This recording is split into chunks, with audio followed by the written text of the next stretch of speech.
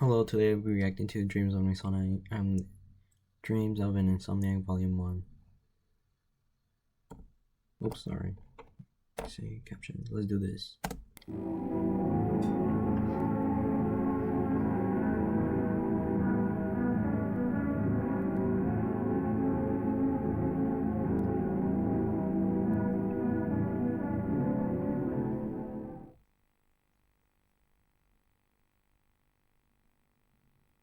My name is Alex Williams.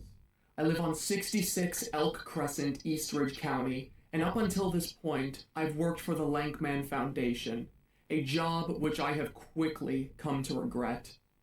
This is my story.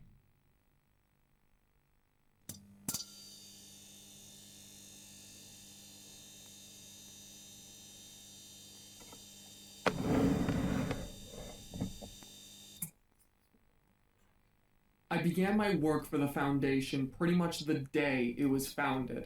After what happened on Halloween, I was put under 24/7 witness protection. They told me that the information I had was too valuable. It felt like I was under constant house arrest. There wasn't a day that they weren't watching me, and it went on like that for years.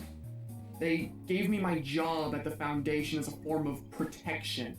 A bunch of guys in suits showed up to my house and told me that it would be for the better if I took a job at their new facility. I didn't know much about them at the time. Nobody did, really. All they told me was that they were helping Veldigan victims, but even that felt vague.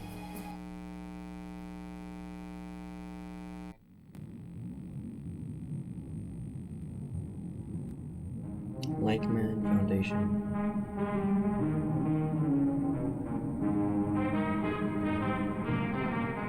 Oh, it just says Lankman Foundation. Hello? You don't know me, but I certainly know you. Allow me to introduce myself. My name is Lankman, or at least a cartoon version of the man himself, created by our lovely in-house animator, Mortimer Gray, who you may know for his work on the classic cartoon series Candy Mouse. I come to you all today to announce the founding of the Lankman Foundation, a new gateway into the future of Eastridge County. 4 years ago, our lovely town was plagued by a species of creature we have come to know as the Veldigan. These dangerous creatures have continued to threaten our residents, with there being seemingly no end to the dangers they pose. Until now, our lovely founder, Herbert Lankman, created our foundation for the purpose of both containing this anomalous threat, as well as treating all those who have been affected by them. How does he plan to do this, you ask? Well, He's gonna kill him. the answer is quite simple. Using the inheritance left behind by his father, Herbert Lankman got to work renovating and reopening the old Lankman's Asylum, repurposing it into a massive treatment center for all those who have fallen victim to the Veldigan. As well as this, he has been hard at work donating generous amounts to Eastridge County's police force, ensuring they can continue to do what they do best, protecting all of you. Here at the Lankman Foundation, we know these last couple of years have been scary, but don't worry. Soon enough, this will all be a thing of the past. If you or anyone you may know have any questions regarding the foundation and what we do not hesitate to give us a call.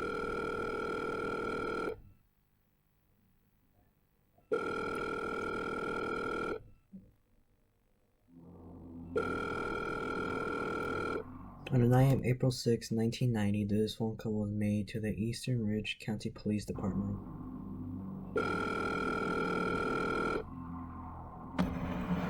This tape and acts of an archive of all this call and the other records are be purged.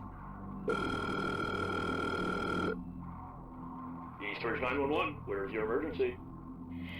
This is 45 Oak Crescent. Send the police, please! Can you describe the situation to me, ma'am? There's a group of men trying to break into my house. They're slamming on the door. Please send the police now! The police will be on their way in a moment, ma'am. I just need you to breathe. Did you get a good look at these men? What did they look like? I don't know what they look like. They're all wearing masks. I can't see their faces. They look all the same! What kind of masks, ma'am? Yellow ones? They're wearing yellow masks. They look like bandages. Did you just hang up? Hello, is anybody there?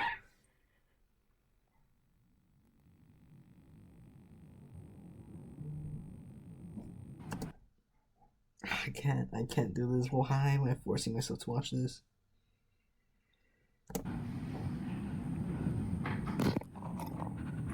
Oh no, I hate this. I hate this so much. I hate this so much. I hate this so much. I hate this so much.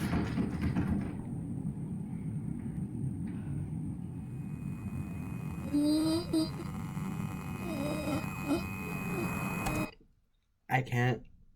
I can't do this. Oof, I'm just gonna turn down the volume real quick. Because I know it's gonna be loud. Oh.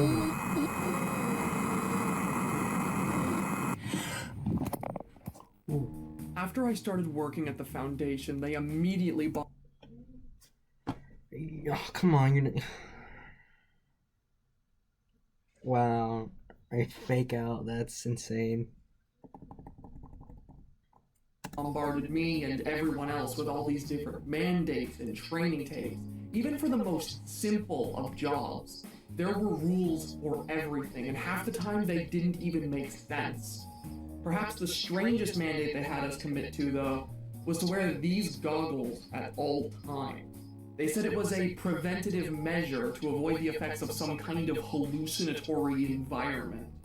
None of us knew what that was or how it was even possible. All they told us was that it would make you see and hear things, and that it was apparently used to keep patients in line. Something about treatment through exposure. We never really knew for sure if it was working, but all the patients seemed to suffer from similar symptoms that were said to be a part of it. They were always scared of us, no matter how much we tried to help them, and they always complained about hearing some kind of horrible music somewhere in the facility. What got to me the most about it, though, was how normal everyone treated it. Something beyond our understanding was being used on these people, and nobody seemed bothered by it but me. They all just treated it like it wasn't even happening. Here in the Lankman Asylum, it is imperative for all staff members to be aware of our state-of-the-art hallucinatory environment. Through this unique environment, we are able to... Is that demuted? Aha, funny bunny man. to keep all patients within our walls in line, as well as treat their conditions through exposure that no other location can provide. The amount of benefits this new technology can provide for the patients of our asylum is numerous, but you must remember that there are multiple precautions which have been put in place to ensure that you, our staff, do not suffer from the effects of our hallucinatory environment and can do your job correctly and safely. The first of these precautions should have been provided to you on your first day at the job in the form of these specialized optical lenses. By wearing these red lenses, staff members will be able to see past the environment's effects, allowing for no mistakes to be made and a job well done. If at any point these lenses are to be removed, staff members will experience severe hallucinations which will make your work extremely difficult. The second of these precautions comes in the form of knowing what you should and should not be hearing when on the job. Although we have yet to develop a solution for auditory hallucinations, symptoms of them appear to follow a similar and predictable pattern. If you believe yourself to be hallucinating, ask yourself if you're hearing the voices of people that do not exist, distant music coming from an unknown location, Dr. Lankman requesting your aid, or the knocking of doors which do not exist. If the answer to any of these questions is yes, then you are hallucinating and should treat those sounds as if they do not exist. Moving on from our patented hallucinatory experiment, We next must discuss the role of another very important part of our facility. It is imperative that all staff members avoid any form of contact with The caretakers were possibly the most disturbing part about working in that entire facility. They were these tall, bandaged staff members who were dressed in black from top to bottom. I don't even think I ever saw them outside of their uniform. We were always expressly told never to interact with them for any reason. Apparently their job was just that important. It was with them that I reached my breaking point when working at that damn place. I always saw them going into patients' rooms, taking them to places that I never got to see. I always wondered what they were doing, but I made sure to mind my own business. That is until late one night when I was working at the facility. They had just brought in a new patient, a woman who looked to be in about her 30s. She had no diagnosis, no sign of serious mental illness, and physically she was fine. None of us knew what she was doing there, but like we always did, we just ignored it and minded our own business. That night, though, she starts a ruckus. I think every person in the facility heard it when she started screaming. I was the first one to arrive when I saw what was happening. 4 of those caretakers dragging her out by her arms and legs while she's just kicking and screaming. I couldn't believe what I'd seen. I tried running in to stop them, but one of my coworkers stopped me, looked me in the eyes, and said, "It isn't worth it." I was in disbelief. These caretakers were treating Veldigan victims like caged animals, and here we were just standing there and watching. That was when I knew I had to do something about it. I always had my suspicions about the asylum, but seeing how this treatment facility treated its patients, that was the final straw. I went to as many of my patients. That was the final straw.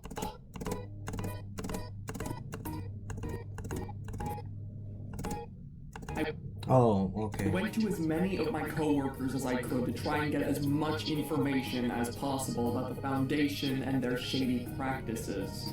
I wanted to bring these problems to the light, to have the general public know what was really going on in there. But of course, none of them wanted anything to do with me. They just brushed me off and told me that it wasn't worth it, that it would bring more trouble. But I ignored them and I kept trying. When I ran out of staff to talk to, eventually I turned to patients, more specifically, the woman I saw getting attacked that night. I wanted to know where they took her, what they did to her. So I snuck into her room late that night with a camcorder that I brought, and I was able to record an entire interview I had with her, and I was just left with so many questions. Please don't hurt me. I promise I'll behave. I don't want to go back. Listen, I don't want to hurt you, I promise. I'm just here to ask a few questions is all. I'm sorry about what happened to you the other night. It was horrible. I want to try and make sure that doesn't happen again. And it would help a lot if you could answer my questions. Okay. Alright, thank you. Okay, so my first question. Why were you brought here? You didn't have any diagnosis, and you don't seem to suffer from any symptoms of Veldigan sickness. I don't know why I'm here. These men broke into my house. Nobody came to help me. The doctor told me I'm sick, but I don't know what he means. I'm sorry if that doesn't help. It's okay, don't worry. That helps a lot. You're doing great. Now, my next question. I'm not a big fan of this. I don't know why, but I feel like something's gonna appear there and I won't even see it. That night when you were attacked here, I know it must be a lot and I'm sorry to bring it up, but do you know where they took you? I don't know. He told me I can't tell anybody. I'm sorry, I can't tell you that. He said he would take me back there. I don't want to go. I don't want to go. Hey, it's all right. You're not going to go back there, I promise. I just need to know where it was. Nobody else will know. They took me to room 66. What? No, that's not possible. There's only...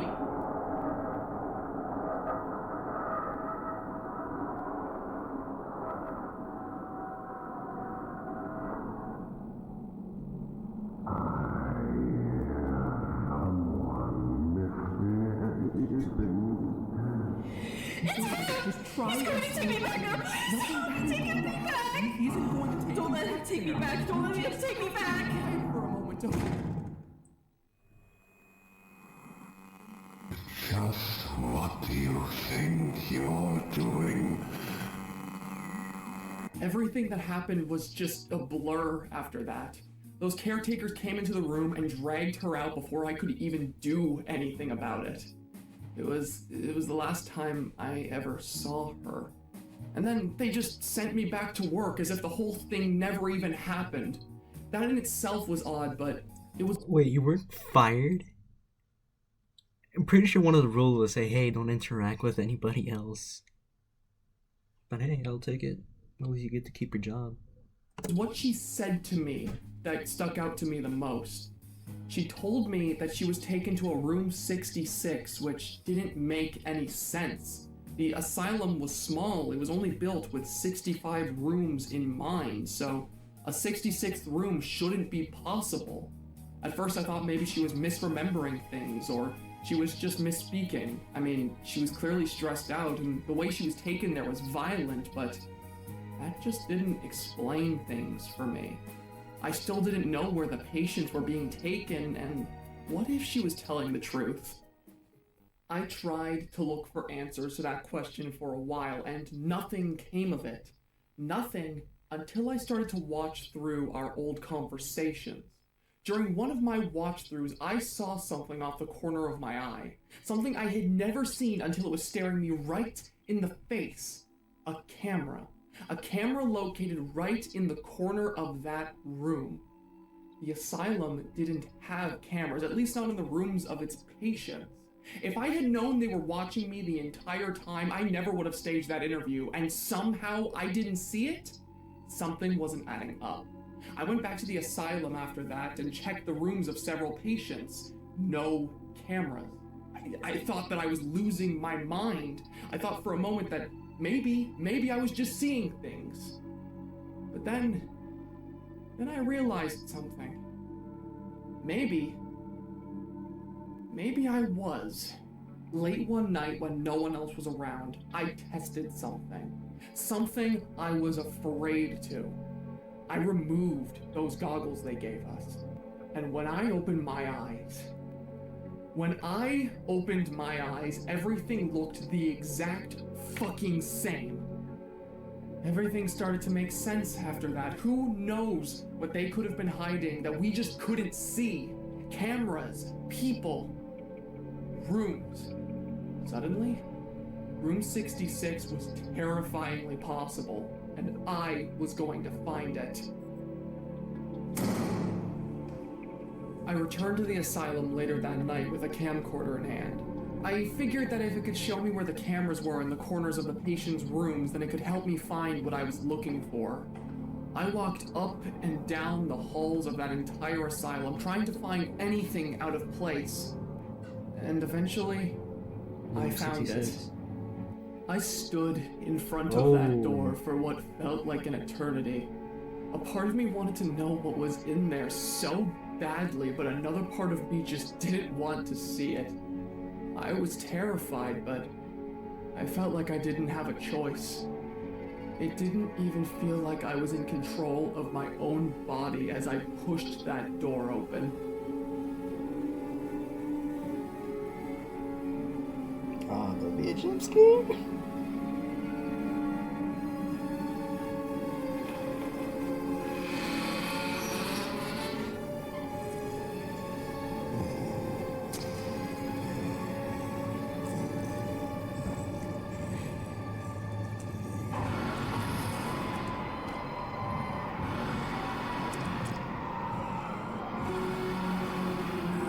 Help me.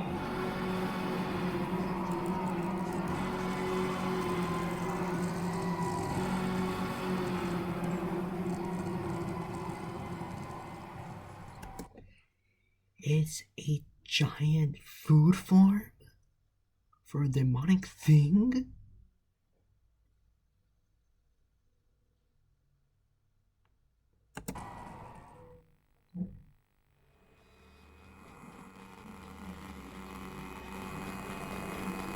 Looks like someone wandered somewhere they aren't supposed to be. In that moment, cornered and alone, I finally understood what they were so afraid of. I was finally seeing what they were seeing. For the first time,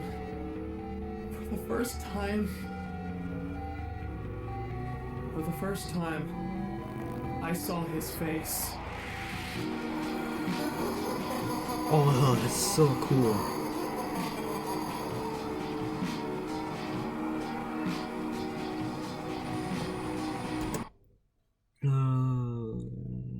Man, 13 centimeters. Jesus, alright.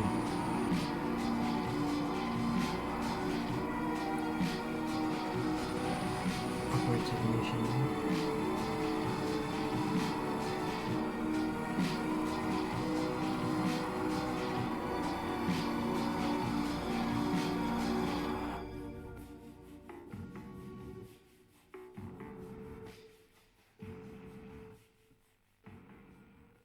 After that, I didn't know what to do. I panicked, I couldn't move. And he just stood there for a moment, staring at me. But then he let me go. He just told me to go back to work and act like it didn't happen. Work continued after that.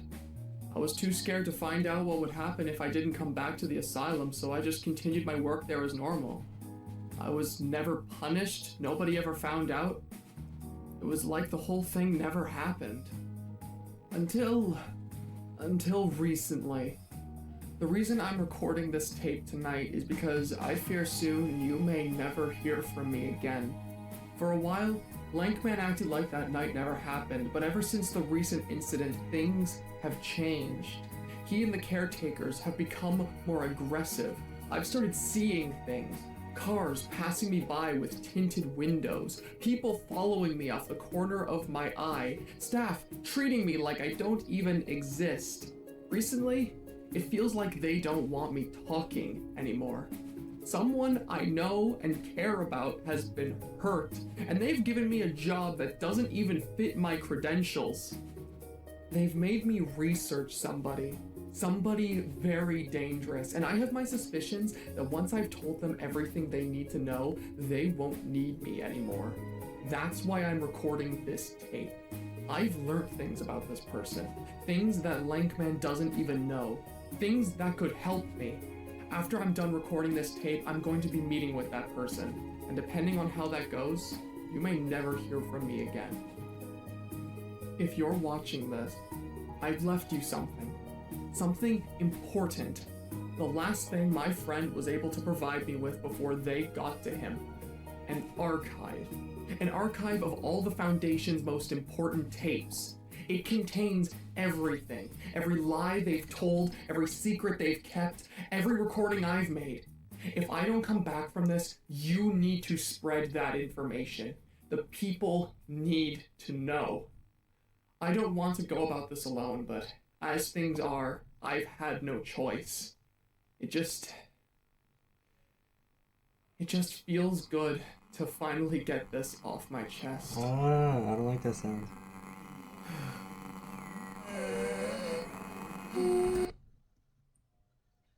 Oh, I hate this part.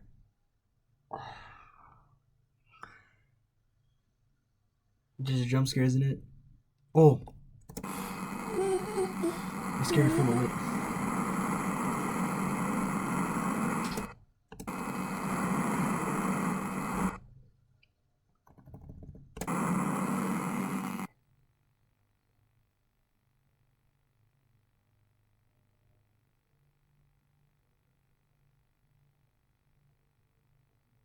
That's it?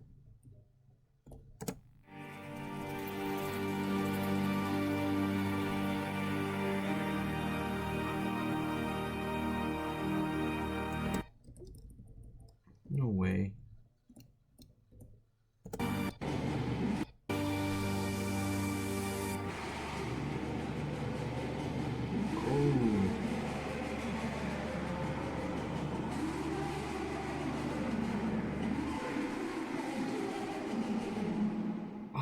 so gross. I love it.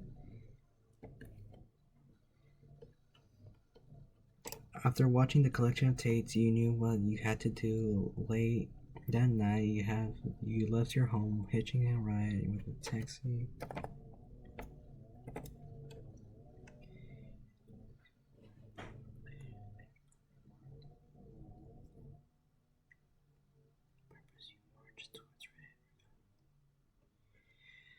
So the dude who was working at the costume shop got hired in the new job, and then after years, but what happened to him?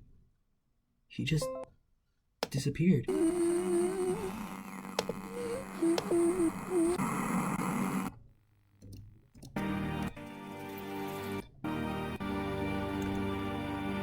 Oh, it was David Barron?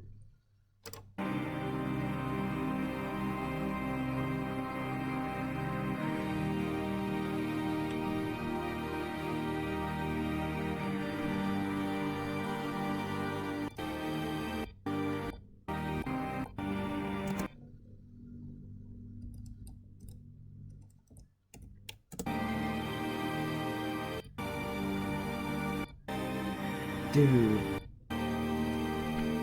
Well, alright guys. Well, that was scary. I was expecting a jump scare because in the beginning of the video it did say, warning, this video contains flashing lines, graphic depiction, violence. These two are true. Loud voice is true, but the jump scare is only at the end. Right here. That's what I call a jump scare. But yeah, other than that guys, hopefully you consider liking, subscribing. Hopefully you guys hated how I just been a little pussy about it. Dude, character designs are awesome in this VHS horror type thing. Dude, the amount of detail he has. It's crazy scary, bro. Well then, that's it. Hopefully you guys like, subscribe. So go subscribe to Pastra. Well then, bye bye.